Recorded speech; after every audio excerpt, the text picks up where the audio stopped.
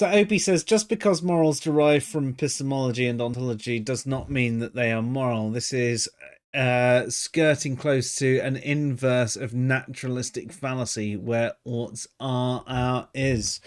Oh, you sound so clever, Opie. It really sucks that there's someone who really knows what they're talking about in the chat. Use simplistic terms that we can all, me, understand. Like supervillains. But yes, no, I actually agree with you in that sense. There are certain things that we might believe, essentially, are moral or immoral, but actually it doesn't necessarily make them moral. And that's sort of the split between descriptive and normative morality that we're speaking of. There are descriptive statements about how things work or how things used to work, or slavery used to be considered moral. Okay, but does that actually mean it was moral, or do we understand that it was never moral? And I'm of the mind that we look back on it and we can go, actually, it was never moral. They were mistaken. A relativist might turn around and say, no, at the time it was right, but right now it's wrong. Yeah, it just depends on how you work it. I genuinely think that there is some form of truth about morality out there that we're not necessarily there on. I think we will forever move closer to finding what the right answer is. But like both Chris and Dave alluded to earlier, I am equally unsure that we'll ever get to that horizon. It's almost as if the closer we get to the horizon, the further the horizon moves away from us. The more and more things we understand, the more and more questions it raises, as opposed to answering. Exactly. And unless we were big-brained enough to actually have all the knowledge in the universe, we might not ever get to that point where we meet the horizon. So whilst I think we can and do have objective morality and there are moral truths out there, I don't know if we'll ever get to the point that we go, yeah, this is definitely it. It's sort of like going to university. The more knowledge you gain, the more you realize you don't have any knowledge at all. Yeah. I mean, to be honest, my experience with everything I've ever looked into is the more I've looked into it, the more I've realized I don't know about the topic. Flip side of that, which is good. Yes, no, it definitely is. That's a good thing, because otherwise you end up in a state of Dunning-Kruger where you know just enough to think you know everything. Yep.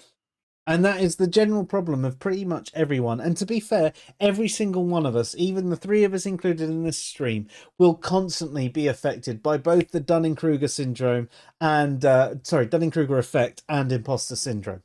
It'll hit all of us all the time. And they're as long as we're aware of it, I think that's the thing. It's the awareness of the matter. So if we think we know something, we should test that. And that's why we get into groups with people who think differently to us and test us. And we're open and aware of the fact that we might be of a different position to someone and maybe we can learn something. I mean, if you take a combative approach, you won't be in that forward thinking mindset. You won't be going and looking for the truth. But if you're actually interested in a conversation and you find someone who's willing to poke holes in your argument, but in a respectful way, it's the best way to learn something. For example, in fact, with both of you, we're quite often in a similar position with things. We might not always think the same way with everything, but we're quite often in a similar position. But when we're of a different position, the pair of you will both go, yeah, but what about, but what about, but what about? And for me, that gets me thinking about other things that I hadn't considered before. Because you know what? we can't always think about it. We saw it happen on last Tuesday's stream when Luke brought up the riots about Sarah Evershed. And I was like, yeah, but they were told not to do this. And then you guys turned around and went, yeah, but what about, but what about, but what about? And there we go. We were in that situation where I went, actually, there were these factors that I actually hadn't considered in this situation. And what you've said there has convinced me of another another opinion. And even last week, I was like, I still don't know what I think. But having had a week to think on it, I'm in agreement with you guys. And you know what? Someone else could turn around and give me other arguments, and you might sway me the other way, or you might reaffirm my position. I don't know, but I think that's the way we need to be with these sorts of things. Yeah. I don't know how that evolves. Entirely. Sorry? I agree entirely. If you close yourself off to a discussion, you stagnate. Definitely. And what's the point? Especially if you're interested in things like philosophy and morality and all of this kind of thing. Surely the entire point of that is to not stagnate. Yeah. The entire purpose of it all is to learn and grow and develop and keep on doing that on and on and on. Give it a couple of years ago, I thought morality was wholly subjective. You know, I did. That's what I thought. A couple of years' time, you will again. Maybe I will learn something that will put me back on that path. But I can tell you the knowledge I have where I thought morality was wholly subjective was not enough to actually justify that position as the way it is. And my position right now, where it's more complicated than being subjective versus objective, and there's more elements to it, especially when you take a descriptive versus normative approach, and I've got so much more shit buzzing around my head now that makes me go, yeah, that's something that we disagreed about a lot for a few months, didn't we? And now we're basically on the same page. Yeah. I just don't think that it's possible for it to be normative. Yeah. That's basically our only disagreement with it now. Yeah. But I think you'd agree that we're aiming for that normative approach, even if you don't think that we could ever get there. Yeah. Yeah, I'll give you that. Just because we're on stream, but I'll cunt you for it later. Yeah, pretty much. I mean, you could always argue it's kind of like free will, where it doesn't exist, but it's better to behave as if it does. Yeah. Yeah, also valid.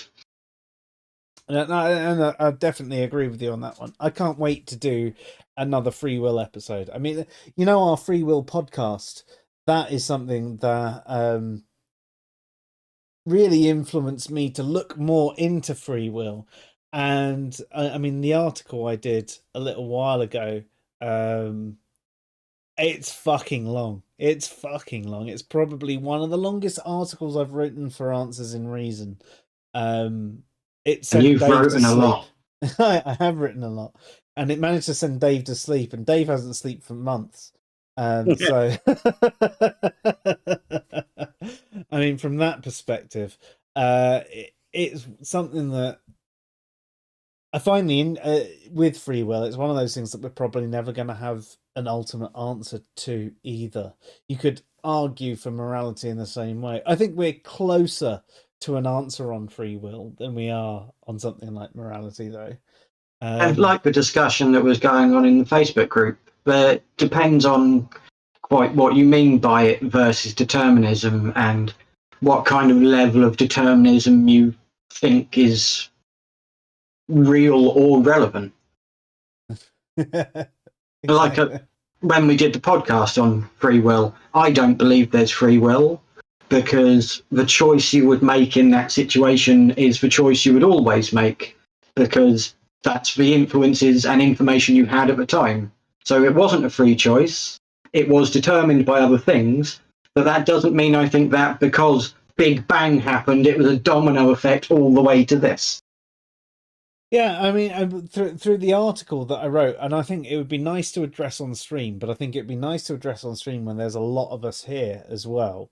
There was something that I've always felt, and it was a purely emotional attachment to it in regards to free will, is the fact that the brain has a sort of X factor. But it was pleasing to me to find out that there are other philosophers out there that had a similar sort of approach, in the sense that they would say that physical determinism doesn't entail psychological determinism. Whilst you can explain your psychology in physical terms, it doesn't necessarily mean something that happens physically will entail a psychological state. Which is sort of what I was going with that X factor. And again, we still don't ultimately know. We still don't. And it's whether you actually have any ability to change what that psychological determinism ends up in. Yeah. Free will or free choice or neither. But we should definitely address this in a future stream, because we're going to go really off piece. We've got a lot of chat to cover off, and I know Dave needs to shoot off shortly.